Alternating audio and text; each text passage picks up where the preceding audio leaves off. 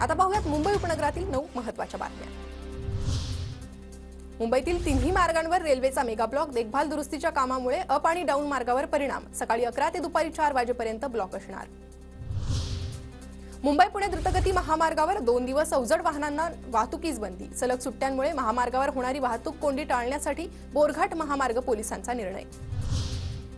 मुंबईत 37°C तापमानाची नोंद। पुढचे 2 ते 3 दिवस तापमानात वाढ होण्याचा हवामान विभागाचा अंदाज। मुंबईला पाणी पुरवठा करणाऱ्या 7ही तलावांमध्ये 28% पाणीसाठा शिल्लक। मुंबईकरांवर पाणी कपातीचं संकट। बीएमसी कडून 10 ते 15% पाणी कपात केली जाण्याची शक्यता। रस्त्यांवरील खड्ड्यांमुळे होणारी टीका टाळण्यासाठी मुंबई महापालिकेचे कठोर पावलं।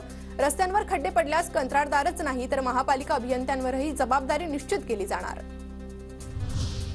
मुंबई उपनगरात महिलांचा रात्रीचा प्रवास असुरक्षितच। रेल्वे पोलीस महासंचालक कार्यालयाच्या महिला प्रवासी सर्वेक्षणातील निष्कर्ष समोर। मुंबईत आरटीओने तपासलेल्या वाहनांमध्ये 14% वाहनं प्रदूषणकारी। प्रदूषण करणाऱ्या वाहनांवर आरटीओने कारवाईचा बडगा उगारण्यास सुरुवात। पनवेल पोलिसांची गावठी दारूच्या अड्ड्यावर धडक कारवाई। लाखो रुपयांचा दारूचा साठा उद्ध्वस्त। पुढील कारवाई आणि पंचनामा सुरू। मुंबईतील जेएनपीएचच्या मालवाहतुकीत 6.27% वाढ। गतवर्षात 643 दशलक्ष TEU विक्रमी मालाची हाताळणी करत नवा उच्चांक गाठला।